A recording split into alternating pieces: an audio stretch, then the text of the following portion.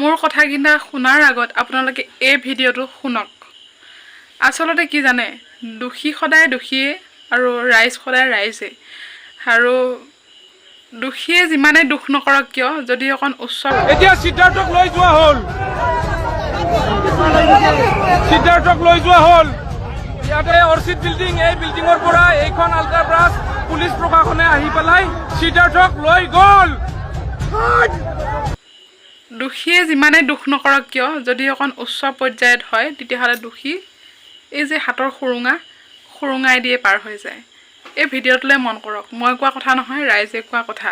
আৰু আজিকালি কথা ক'বলৈও ভয় লাগে। যোনে জুবিন গাৰ্গৰ ওপৰত মাত মাতিছে, যোনে দাবী জনাইছে যে দোষীক কৰায়ত্ব কৰিব লাগে, তেওঁলোককে প্ৰত্যেককে থানাত হাজিৰ কৰাইছে। আমি সৰু মানুহ, চিন্তাধাৰাবিলাকো আমি সৰুকৈ ৰাখিব চেষ্টা কৰোঁ। যদিহে বেছি ক'বলৈ যাওঁ, লকআপত সোমাব লাগিব। ৰাইজ, আপোনালোকে বিচাৰ কৰক, সেইজন জুবিন গাৰ্গে জাতি মাতি দেশৰ প্ৰত্যেকটো কাৰণে গীত মাত গাই গ'ল, তেনেস্থলত তেখেতেই পোৱা নাই ন্যায়।